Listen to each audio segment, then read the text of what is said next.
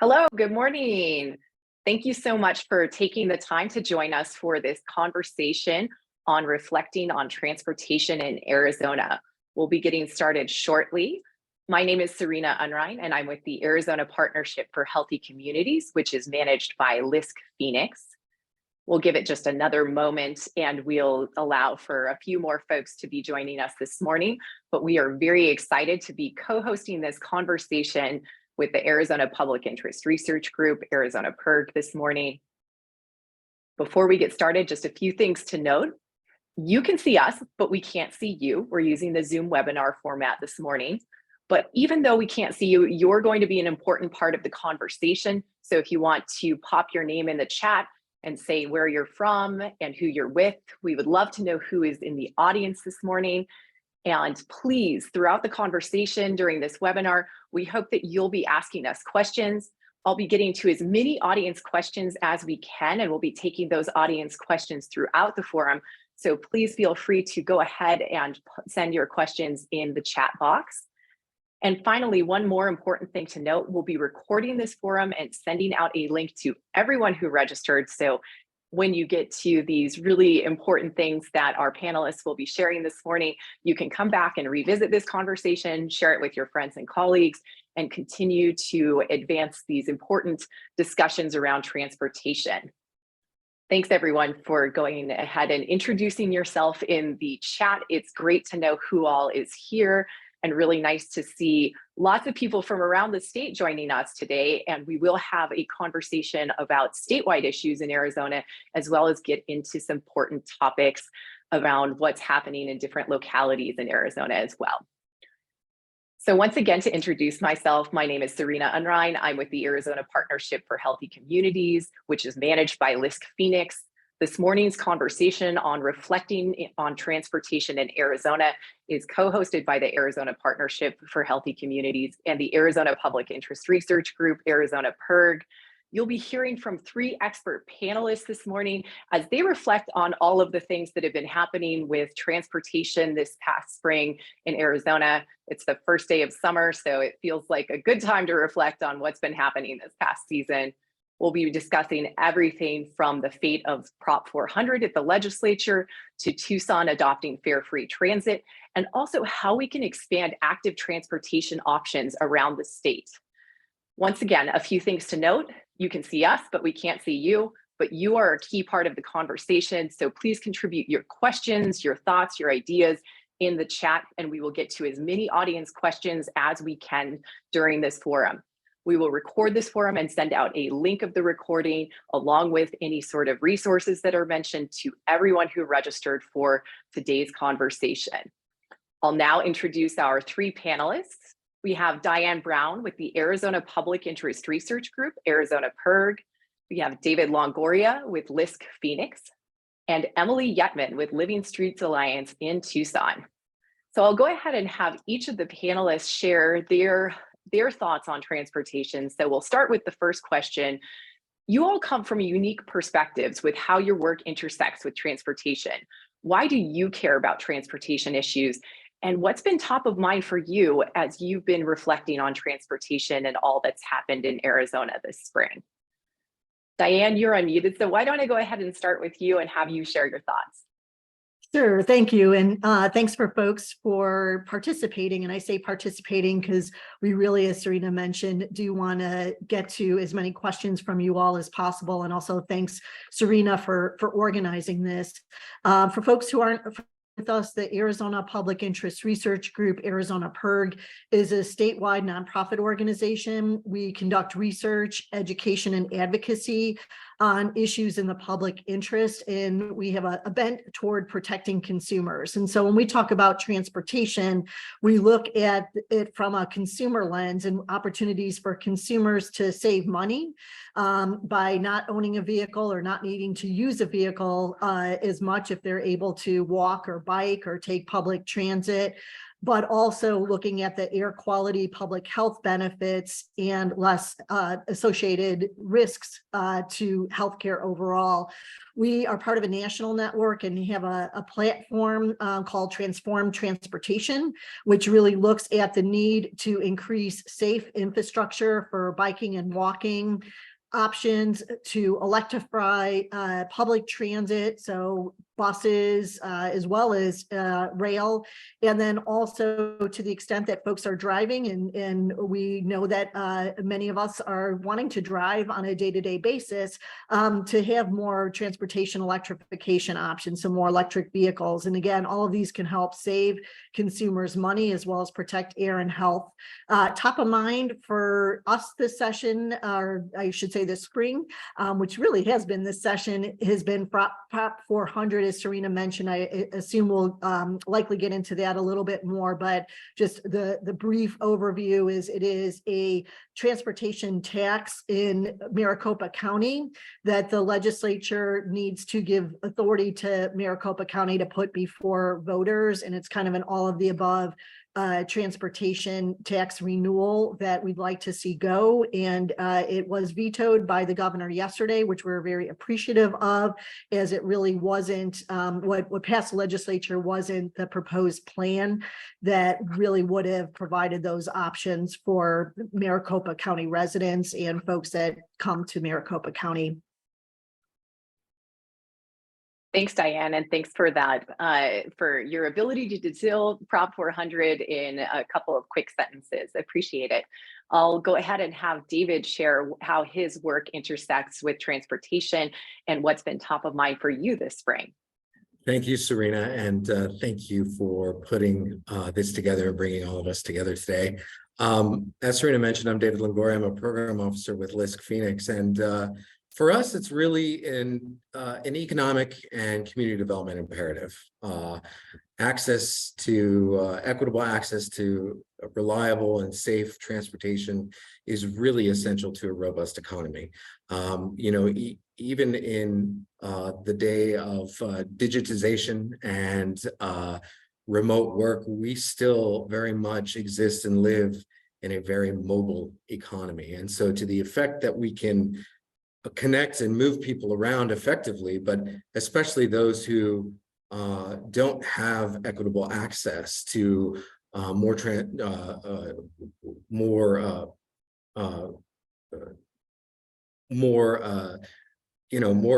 historic means of transportation is really key to making sure that a good economy is moving in the right direction. Connection and movement to work, school, worship, entertainment, all of those things matter. And, it really is essential to making sure that we can connect folks. And, it's also very much what we do. We're thinking sort of always long-term, and what are the long-lasting effects to having an effective community development. So it's really not just about an economic imperative, but it is also about preserving communities and making sure that small businesses that are serving local communities that are adjacent to transit are not being displaced and are building their wealth so that they can stay in the areas where they've been serving communities for a long time. So for us, that's really where we're coming from at it. That's really where our interest lies, and that's what we're working to help promote and help secure. I would echo Diane's comment about Prop 400. That's really been top of mind here locally in Maricopa County. And we're not 100% out of the woods yet, because we still need to find a way to ensure the future, right? And make sure that what exists currently exists tomorrow, but in a more robust way. And what I mean by that is that, to what degree are we expanding equitable forms of transit so that people can continue, who need them the most, to access them? So, as long as in areas such as Maricopa County and the greater Phoenix area are growing, then we need to make sure that we're making effective transportation expand along with that. Any community is only as strong as its members of the community who need help the most, and we need to serve them first. And so as long as an active transportation system is doing that, then we're always going to be interested in growing the economy around that. Thanks, David. And we're certainly growing here in Arizona, so we need to think about that when it comes to our infrastructure. And last but not least, Emily, do you want to share what Living Streets Alliance does and how your work intersects with transportation and what you've been thinking about this spring? Yeah, thanks, Serena, and good morning, everyone. David, echo everything you just said, first and foremost.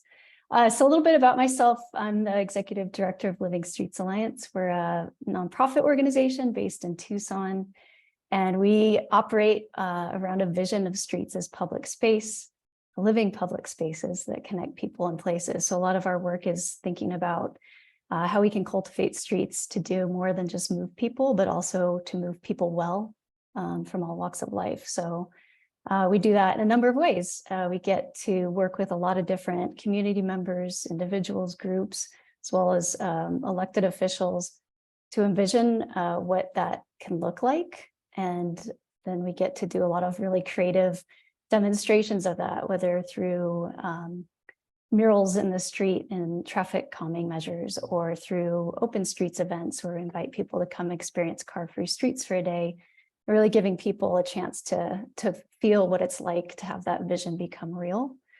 And then the third part of the work that we do is advocacy. So we do a lot of work to bring the policies and funding decisions that are made into alignment with what we hear from people on the ground. So our work is really fun. We get to be hyper local and work on the ground and are constantly trying to connect up to the top where decisions are made.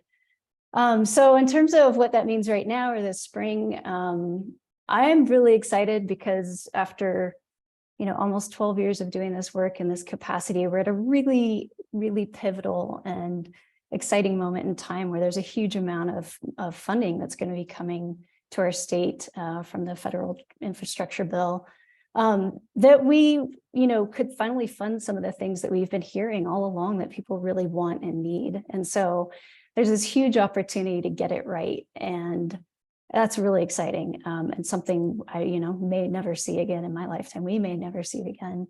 And so thinking about how we can set cities and towns in Arizona up for success.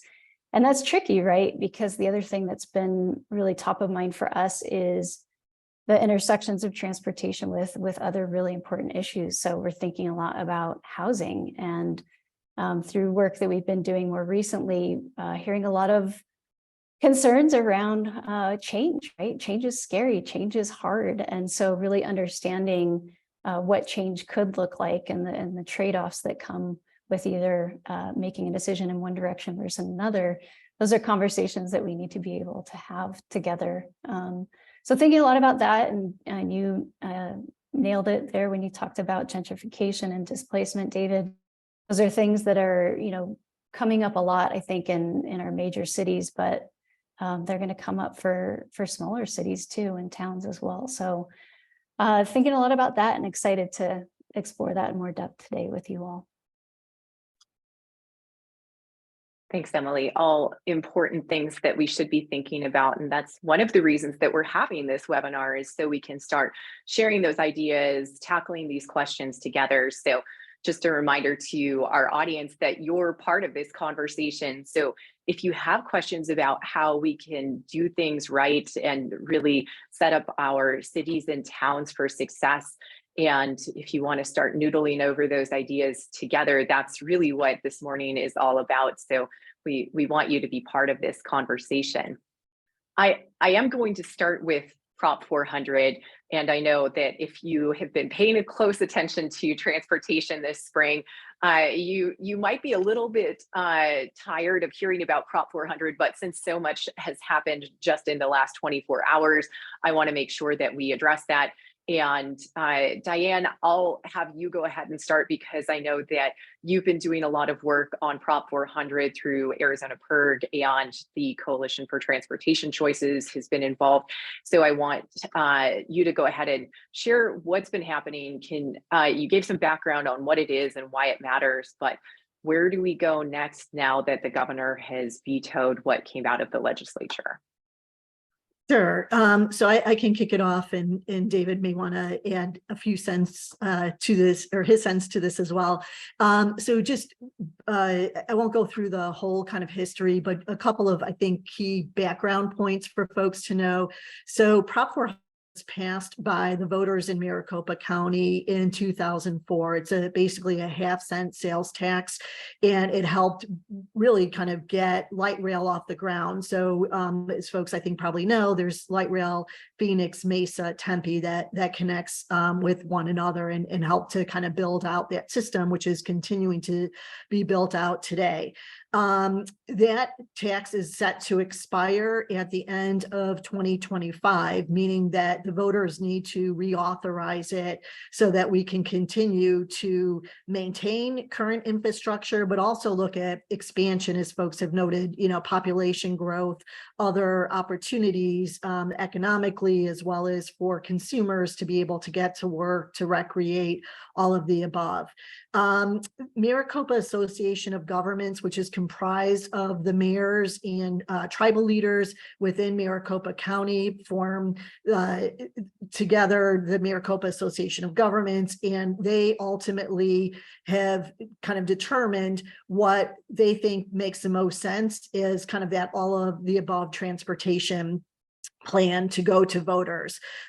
This was not just done in some back room, as some would have you believe, but done after years and years of public outreach, of research, of conversations, of community meetings. There were over 500 meetings in total, over 10,000 public comments. And I think really noteworthy, especially in this day and age when we often hear partisan bickering and party line votes, the plan that Maricopa Association of Governments came up with, the mayors came up with, was passed unanimously. And so if you know Maricopa County, and if you can think of your county, otherwise, think of some of the more conservative areas and some of the more progressive areas, and think of them coming together with different interests. Some really wanting to see more roads and freeways, some wanting to see more light rail, some more buses, all of the above. The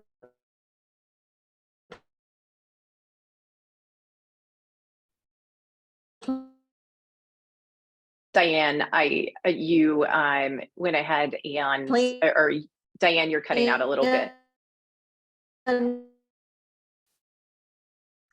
David, do you mind if I go ahead and have you hop in here while we sort out some of the Not at all. I'm happy audio? to. A couple I think things that I would just kind of note. So Maricopa County Association. Oh, I'm sorry. Okay. I think we lost her. I think we did, but that's okay. You are more than capable of hopping in here. Thank you. Well, I think one of the things that Diane was hitting upon is like, what does the balance look like in whatever that transportation package going forward is, right? Is it how much are you going to invest in the different types of infrastructure? How much of it is going to be transit, rapid transit, either in the form of BRT, which is bus rapid transit, or additional funding to light rail, or just your traditional existing bus system, and then how much are you going to put into roads and freeways, and not just the expansion of them, but also the existing maintenance of them. And I would just say that, I think the bigger problem here from another standpoint is how this issue has been politicized, how transportation policy has, the politics that have gone into transportation policy in this issue. I would say that the bigger travesty, honestly, is the fact that the voters of Maricopa County have to essentially ask for permission from the state legislature at all to even vote on this type of measure. And that, we can have a debate about, what the voters should be voting on. But I think the fact that the voters have to, it's not really in their hands to begin with at the onset is kind of the larger issue that we should be talking about here. There's no other county in the state that the legislature essentially has to sign off on in order to allow them to even hold a vote of this magnitude. So I think that's another issue about it that we need to think about. And I know that I had mentioned expansion earlier. I think that, and how the growth of a region should be directly proportional to the expansion of a transit system. I honestly think that maybe the exception to that rule would be the freeway system, because I think that building more freeways is sort of antithetical to the ideas of conservation, not only from an environmental standpoint, but also from a neighborhood and community standpoint. Like freeways have had a really not a good historical history or past of preserving neighborhoods in the right way. As a matter of fact, they've destroyed a lot of neighborhoods. They've divided a lot of neighborhoods. So, in thinking about this opportunity that we have, and Emily had mentioned earlier about, getting it right. Well, what is getting it right look like? I mean, we sort of exist at this intersection of transportation, health, housing. But in addition to the opportunity we have, what is our responsibility to the communities that we're trying to serve through a robust transportation system? Is it the growth of communities? Is it the anti-displacement of businesses and families? And I think it's sort of all encompassing, I guess, is my point. And I think to focus on one thing is not necessarily serves the communities that we purport to serve the best. So yes, balance is good. I think that we need to be aware of everything that has been put into the elements of Prop 400. I'm looking forward to continuing that sort of debate at the public level, and then also, having it ultimately go to the voters to let them decide what they want. Serena, can I jump back in real briefly? Absolutely. And apologies, there's some work happening outside my home that's leading to some unstable internet at times. So apologies, I missed a lot of what David said. I did want to pick up on two things, though. What did pass the legislature this session? It went to the governor, included prohibitions on a number of items, including some support for bike and pedestrian infrastructure. It had some fare box recovery thresholds, meaning that if you didn't hit a certain threshold for fares, that local agency would have fees. So if you're thinking about expanding in places like Sun City or the West Valley, far West Valley or far East Valley, that would be prohibited. There were some additional restrictions in regards to lanes, so you couldn't reduce lanes. So Emily talked a little bit more about, and probably can get into more, some of the living streets aspect, but if there was a desire to reduce a lane, that would be prohibited. And there were some other changes in terms of just makeup of who makes decisions at MAG and who gets added to some of those decision making. And so when that got to the governor, we were very pleased that she vetoed it and recognized that, again, you don't want to restrict some of the opportunities over the next 20 years to increase public transit options. The only other thing that I would say is, while this is obviously centered on Maricopa County, it's really important statewide. If for whatever reason Maricopa County does not reauthorize its tax by the end of 2025, you can be assured that policymakers in Maricopa County are going to seek funding from the legislature. And if that funding goes through for any of these projects, whether it's roads, freeways, transit, that means less money for some of the other counties, some of the other communities throughout the state. So really important that we get something to the voters that really is going to expand those options for folks within Maricopa County. And again, folks that come to Maricopa and want to be able to get around. Thanks, Diane. And thanks, David, for hopping in too. I want us to make sure that we're talking about some broader ranging transportation topics as well this morning. So I'll shift to the health in just a moment, but I'm sure that we'll get back to, we might get back to some of the things happening at the legislature this spring if we have some time later this morning. But I also wanted to recognize that we have audience members from a variety of different sectors. It gets to what Emily was talking about earlier, about how we're not just thinking about transportation in and of itself, but how transportation connects to housing and social services. We had a great comment in the chat about the need for transportation for DV survivors. And I just wanted to go ahead and give Emily an opportunity to talk about why transportation is also a health issue, since we do have so many people in the audience who are from public health or healthcare or other sectors. So Emily, do you want to share why transportation is also a health issue and where you see it being such an intersectional topic? Yeah, and I'd also, of course, invite the others to jump in, but a couple things come to mind for me right away. I mean, if we talk about the way that cities have historically been developed, there's been a lot of displacement that has then resulted in a lot of industry being in certain areas, freeways bisecting communities, displacing people, pushing them further out.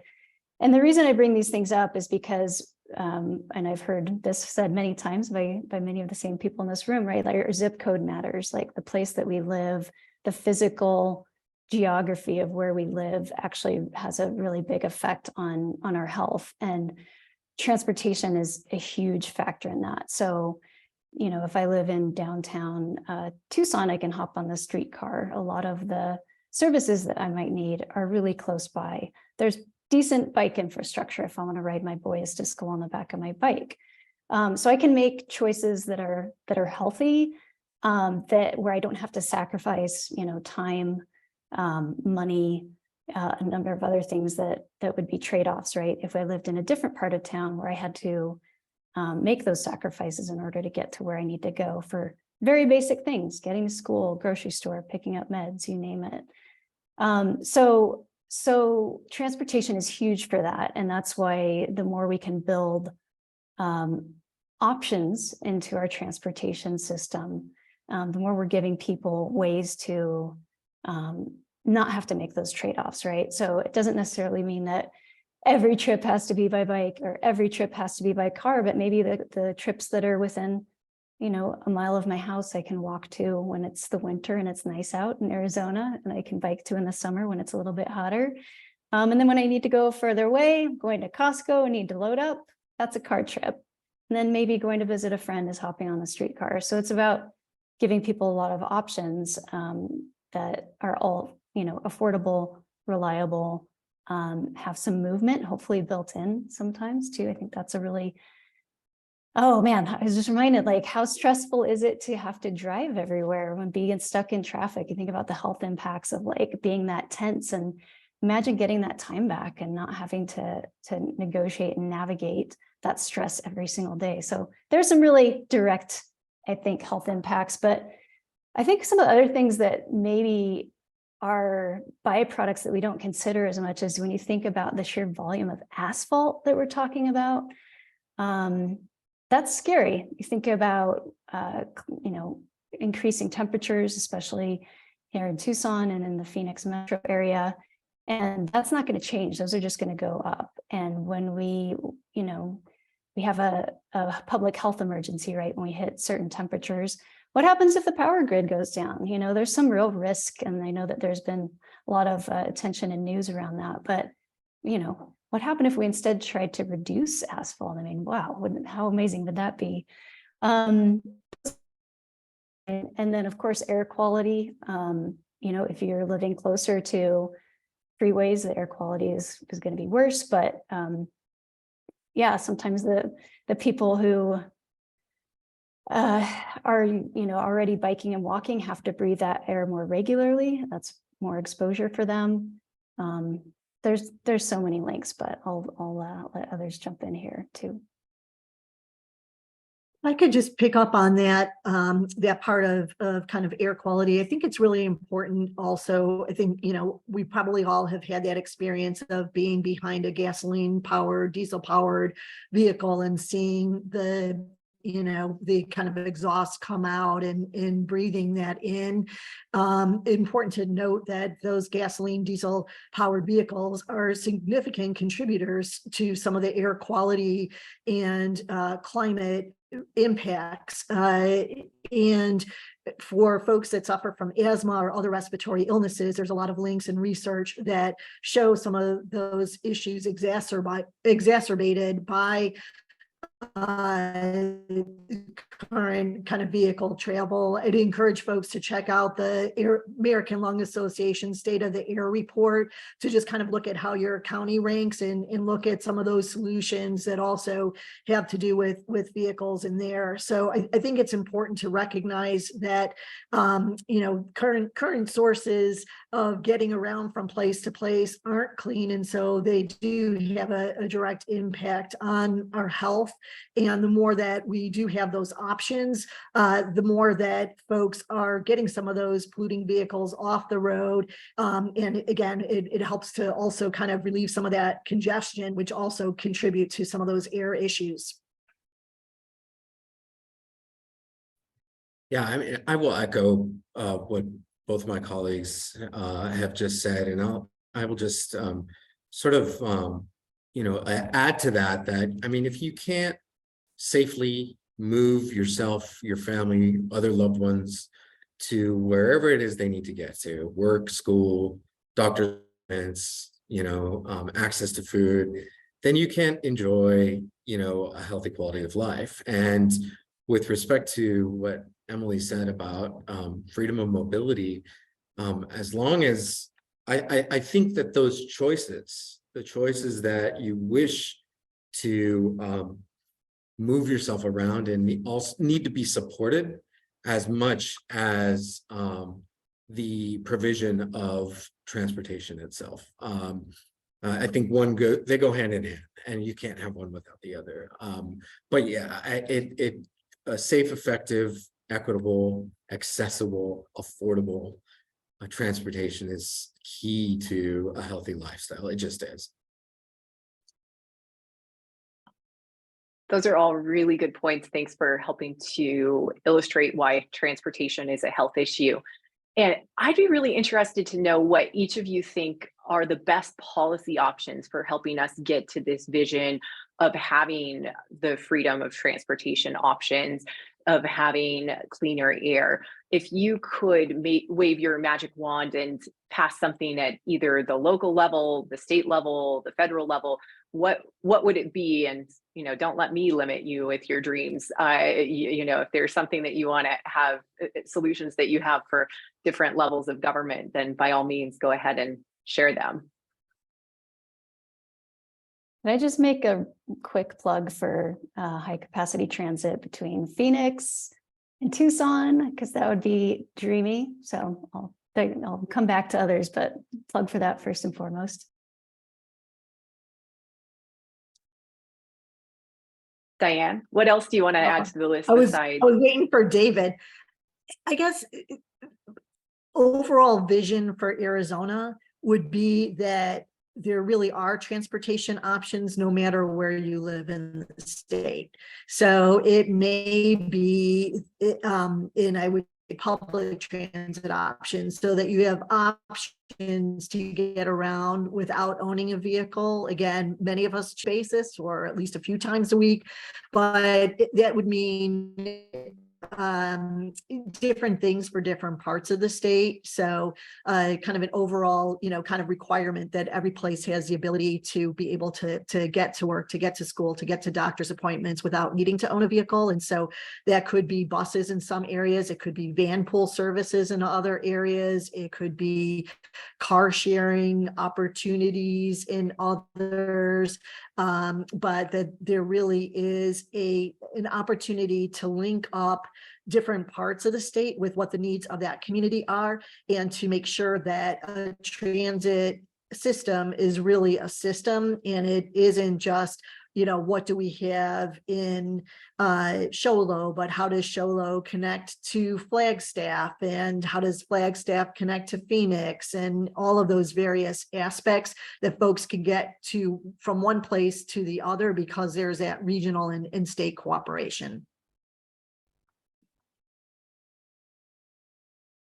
I want to jump in here and first say that I really appreciate the comments that I'm seeing in the chat about interstate transportation and how can we better effectively move folks around from city to city who don't have other options. That's something I think is highly interesting, and it's not necessarily something that we do very well in Arizona. And so you know, especially as it pertains to as one of the participants is talking about, like victims of domestic violence, how are we safely moving folks who need to get out of their situations around to other parts of the state? And I think that that issue deserves additional investment. I wanted to also say that you know, in addition to making transit options easy to navigate, safe, affordable, accessible, and equitable, I think we should invest in the communities and the businesses that surround transit and corridors just as much as the infrastructure itself. I think we need to be looking ahead to long-range planning that yield lasting impacts. I think we need to not think just about the moment and how we're going to preserve transportation options for right now, but what kind of work and investment are we doing in preparation for the growth of not only our region geographically, but the growth of whatever demand that that is going to be seen on our transportation system going forward. And what does that mean? Does that mean looking into how do we better preserve businesses? How do we effectively develop accessible and affordable housing? I think these are all key elements to it. I think you need to empower communities to be at the decision-making table and influence outcomes. I think you need to center folks in the neighborhoods that are being affected most by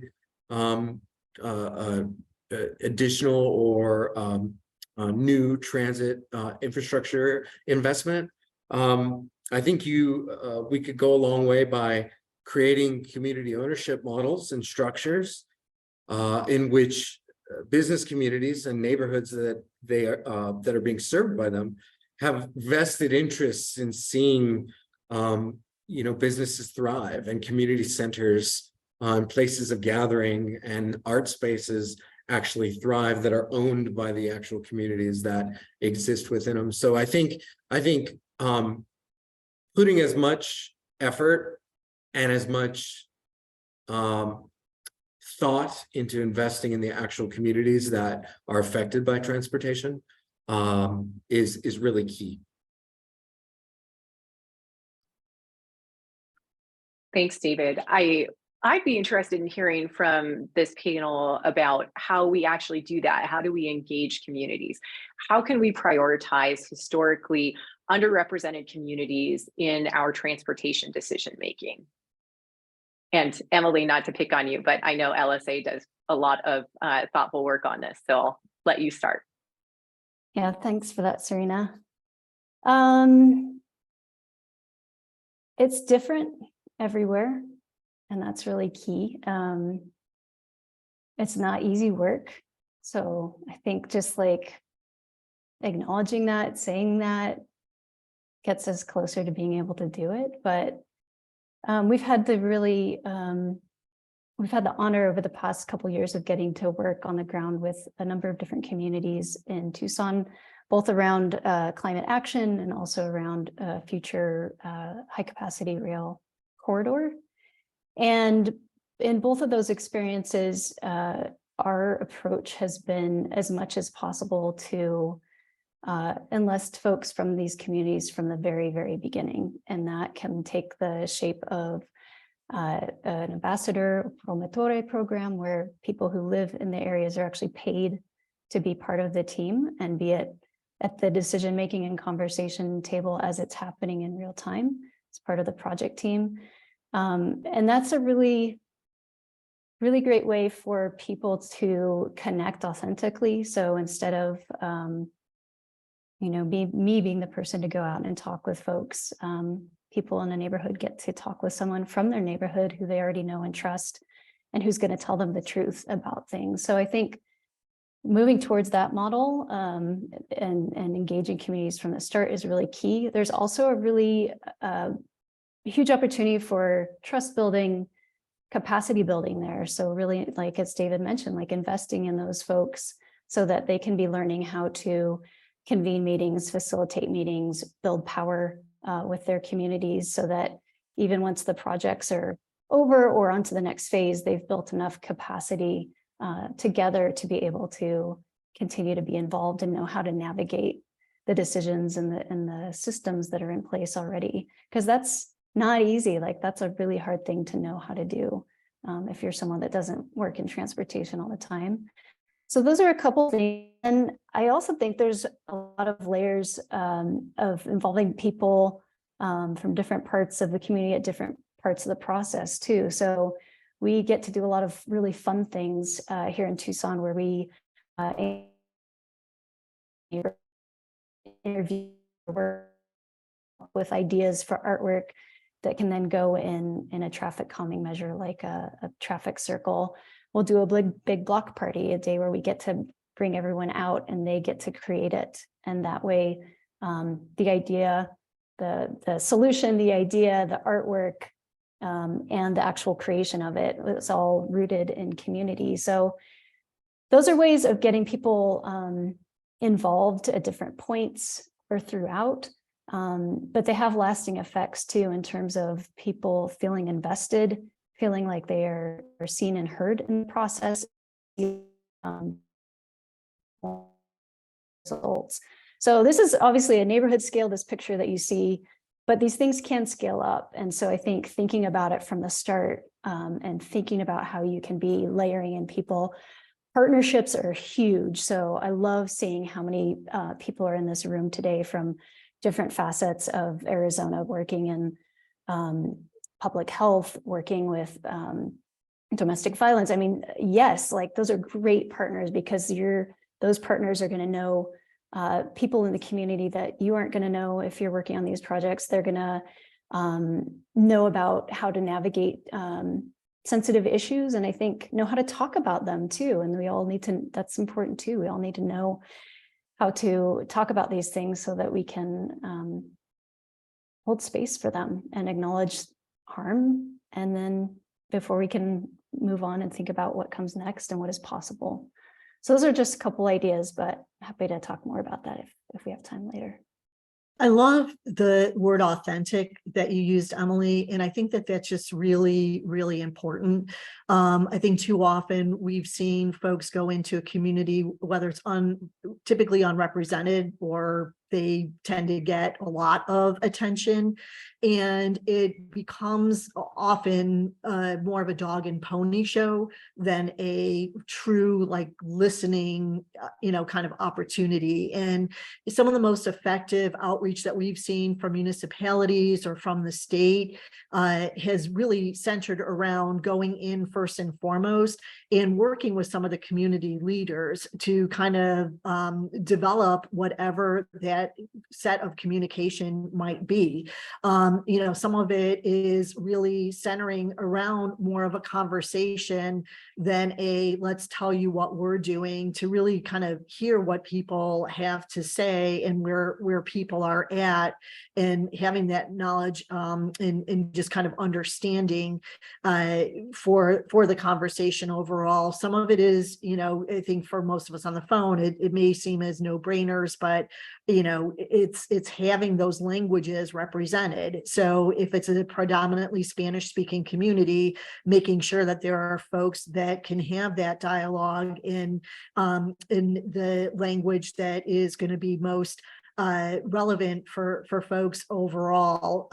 But I think more than anything, it's making sure that, those conversations are not just a one and done, but they really are kind of a continual discussion and a continual kind of evolution as neighborhoods change, as communities change, and as people are wanting to have the opportunity to have a voice.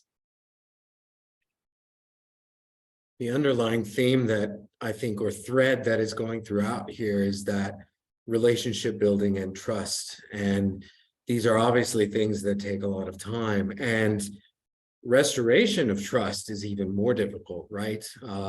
There are a lot of public institutions and agencies which have a really ugly history of taking advantage of communities and wrecking trust in a lot of ways by not doing what they say they're going to do, or by overpromising and way under delivering on a variety of different projects. And that restoration of trust and that healing process, that even takes a lot more time than just building a new relationship from the ground up.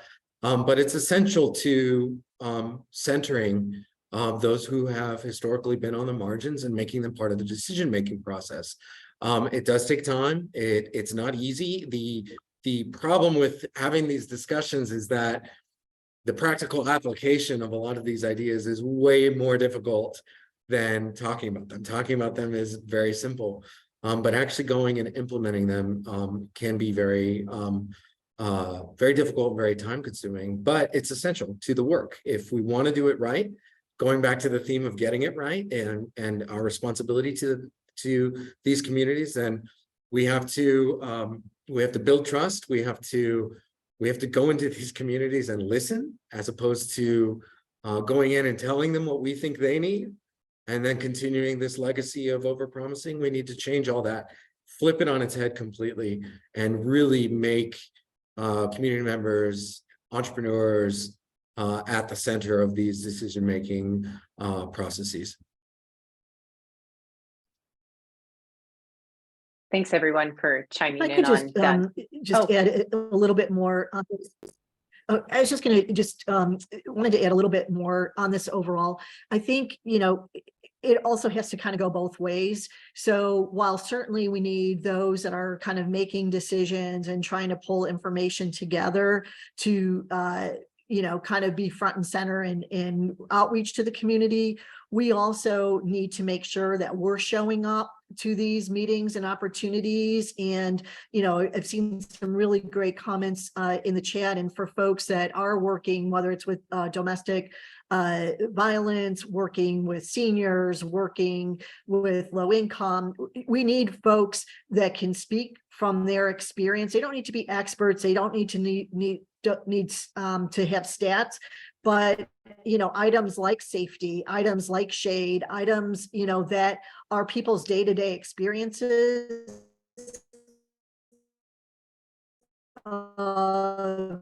either, you know, what makes it challenging for them to use transportation, really essential to this process. You know, Emily, David, Serena, and I, we can go and talk about what we're hearing, but to actually hear it from someone that is going through it and that has this is kind of a day-to-day opportunity or a challenge, puts it on a whole different level. And that's where you typically hear policymakers really kind of sit up and pay extra attention and try to figure out how they can help folks that live in the community to get to where they want to be and to feel comfortable having those options.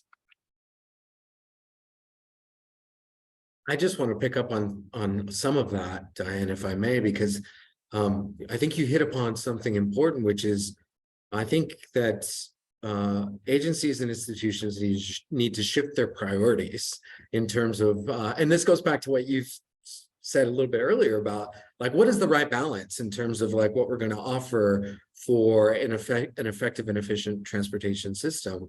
And, you know, based on some of the comments that I'm seeing in the chat a little bit, I mean, could you imagine if we shifted the priority from building another freeway lane to, say, a high capacity rail between or commuter rail between Phoenix and Tucson, or if we shifted those priorities from adding an additional stretch of freeway in Metro Phoenix to investing in more shade structures for platforms and bus stops, or even providing any sort of resting place for those who are waiting for the bus.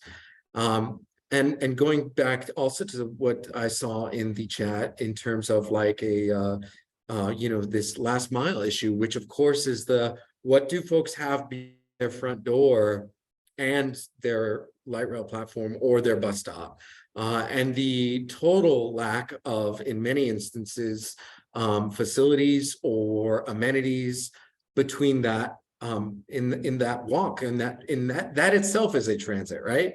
That people have to make between their home and the place where they wait for the bus or the light rail or whatever. Well, what sort of resources are we providing for that? And I think that also needs to be part of this conversation of shifting priorities, and also about this conversation about investment. What are we doing to invest in that last mile issue? What are we doing to provide more resources and amenities for folks who dread making that walk in this heat for, a good 6 months out of the year? It's tough. And if people have no other means of transportation, that's in many ways, and I don't mean to sound dramatic, but it can be a life and death sort of decision for a lot of folks. Thanks, David. I don't think that's dramatic at all. If you are in, if you have heat exposure, if you are literally dying because it is too hot, that is absolutely a health issue.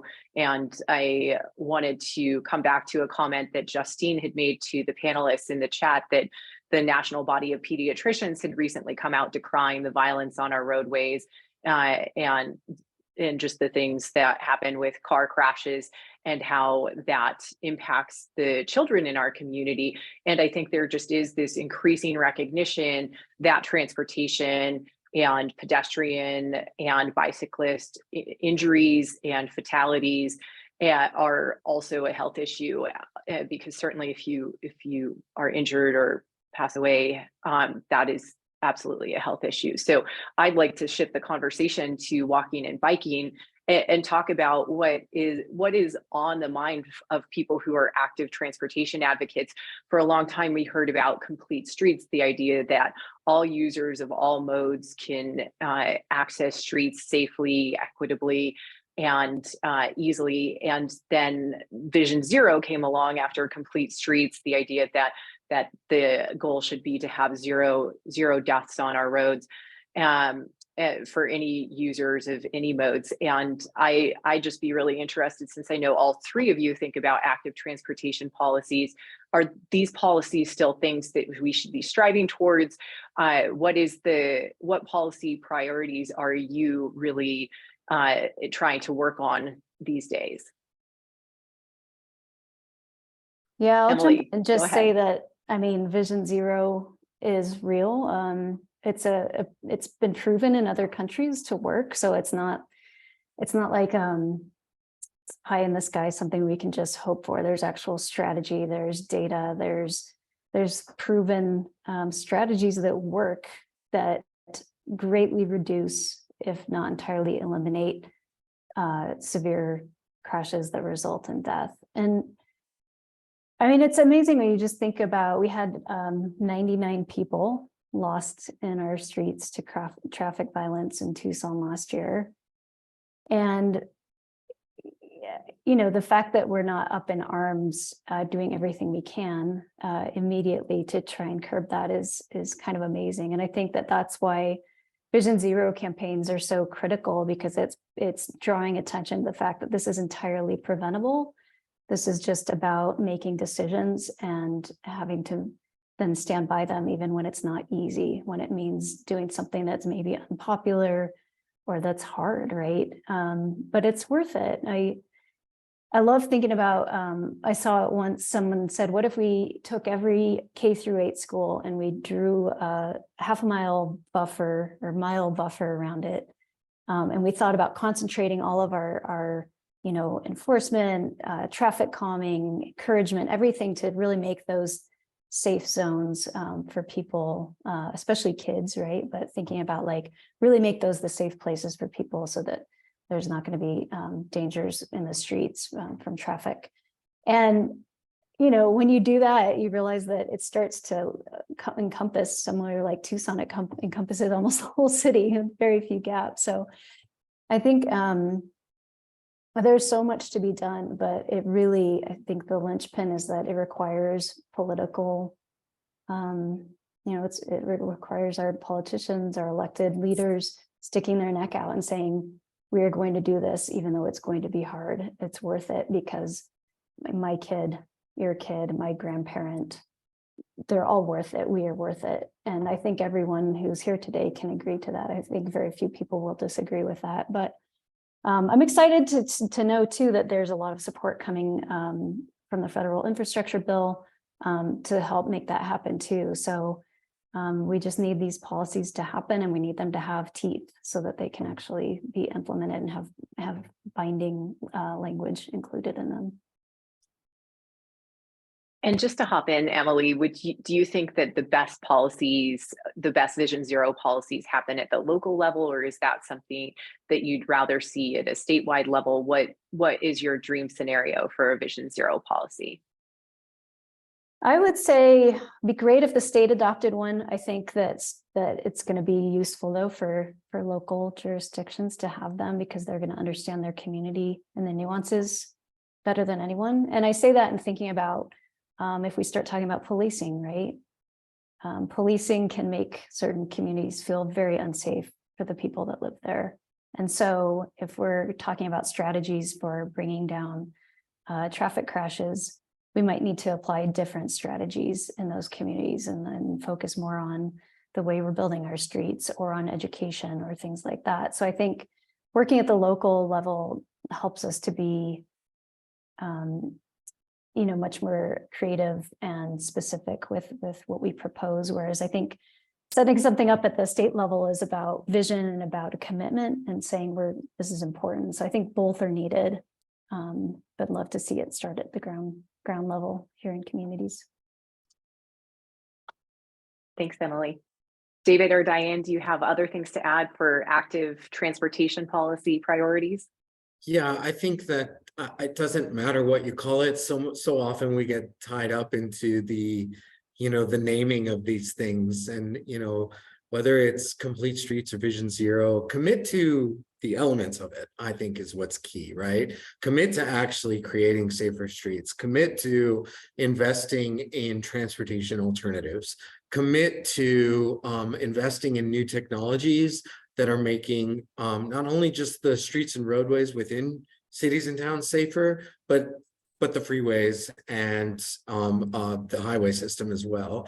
And thinking about what Arizona has done right, and some of the wins that we, have actually been able to, I think, celebrate is that the freeway and highway system in Arizona is one of the most technologically advanced. If you drive anywhere else around the country and in other states, and you see or compare the dilapidated condition of a lot of the freeways and roadways in other states, then that Arizona has invested a lot in new technologies. Now that's partly is because historically it is a younger system, so there is that.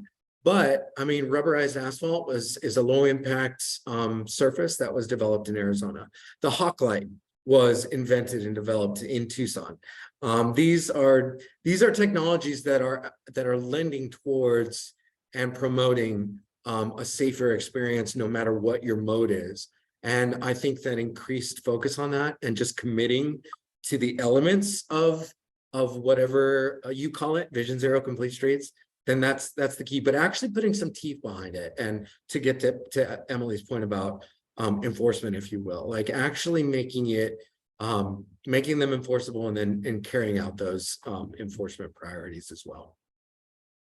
The only thing I would add is, looking at a lot of the local planning and local opportunities to ensure that this is part of the vision for the municipality, I think is really fundamental. Emily, I think, kind of touched upon a lot of this, but I think it's just really important that, again, folks are kind of weighing in with what they'd like to see. And on a municipal level, you can be a lot more specific with, these particular roads or these particular issues. And I think it's also important, for us all to recognize that it's not just about us being able to walk or bike, but for those that might be in a wheelchair or have a harder time, walking, that you're also thinking about what that means and those kind of accessibility factors as well. Good. Thanks, Diane. Really important point. I'm sure that this is familiar to a lot of the folks in the audience, but the curb cut effect, the idea that by building curbs that are accessible for those in wheelchairs, it makes it easier for people who might have some mobility issues. It makes it easier for a parent pushing a stroller, someone rolling a bike, on a skateboard. There are many benefits that are extended to those who use the system, not just those who happen to be in a wheelchair. And one other point, sorry, I love transportation, so usually I don't hop in as the moderator this much, but I can't stop thinking as you all are talking about active transportation, about how we're all at some point during the day, regardless of mode, we are all pedestrians. If we are getting to a light rail or a streetcar or a bus, we have to walk at some point to get there. If we are parking our car and walking to our place of work from the parking garage, then we are a pedestrian at that point. So regardless of how long we are a pedestrian during the day, there's a need for infrastructure to really recognize active transportation and to protect us all and keep us safe. I am going to ask the question, moderator's privilege here, that's really been top of my mind all spring. I think for years, those of us who worked on transit and who worked on active transportation sort of got used to us not really being a topic of conversation at the Arizona legislature, that for the most part, transit and active transportation were completely ignored.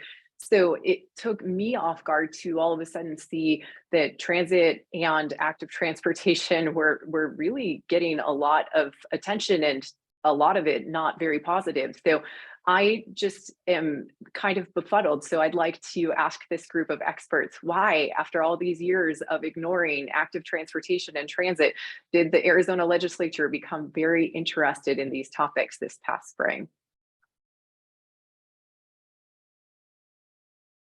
Okay, we're all befuddled. Okay, we're all pointing at each other. I'll take a crack at it. So you were very gracious, Serena, in how you framed the question. I would say, unfortunately, I think the legislative leaders have taken the kind of opposite view that I think has been helpful for looking at real transportation options, and have really kind of centered on the desire that they have for more freeways and more roads, and kind of framing it as kind of freedom of mobility, and the desire for folks to get around almost predominantly by cars.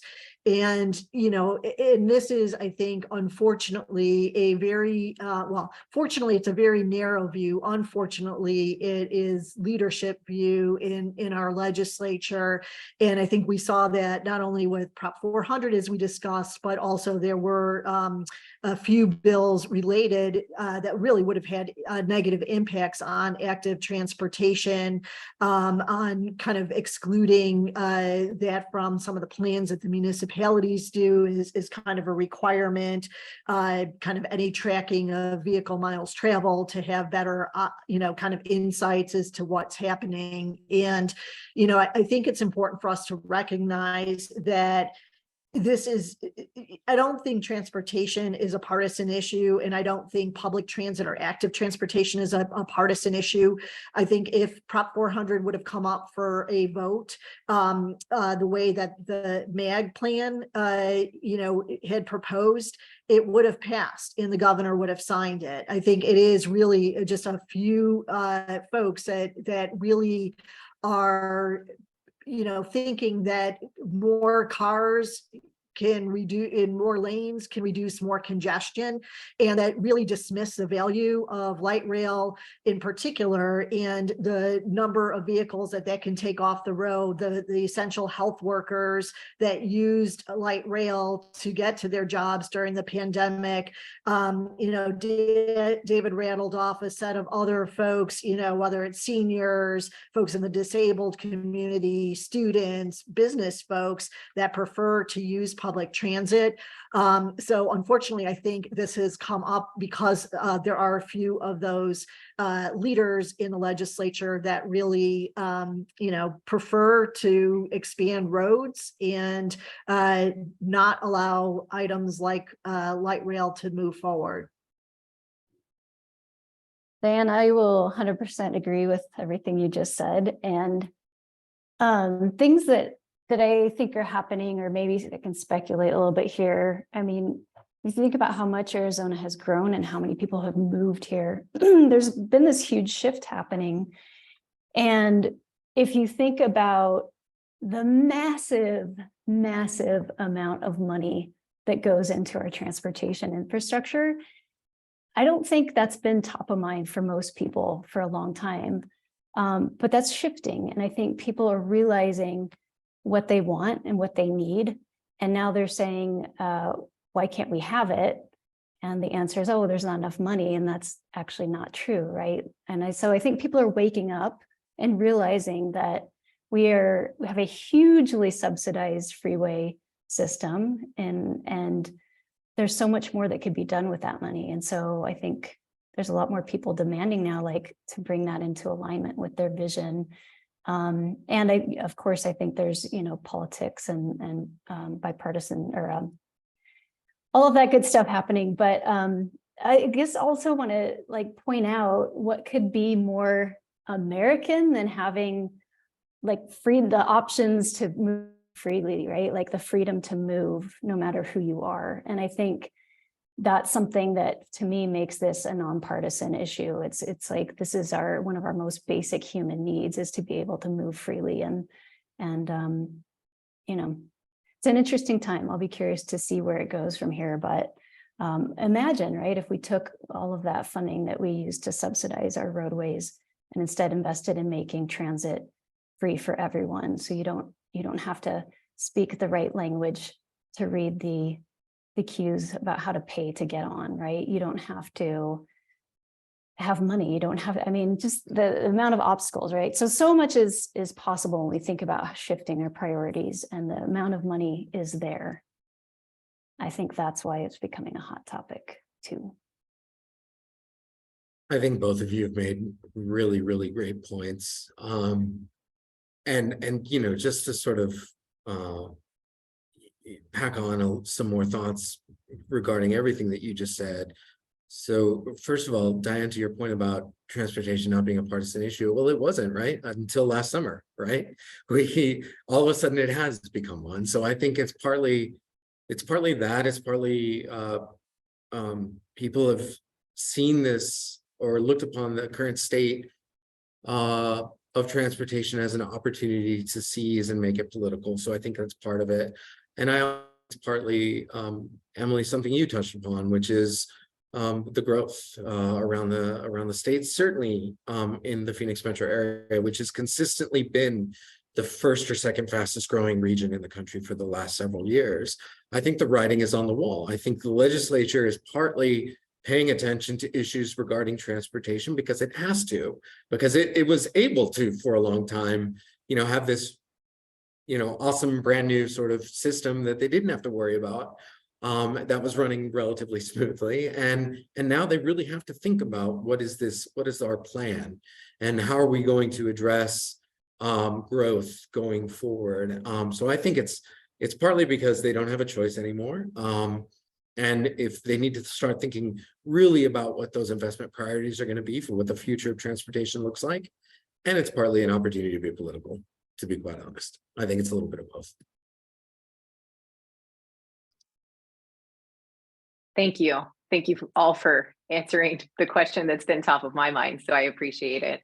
And I appreciate each of you sharing all of your excellent insight over the last hour plus.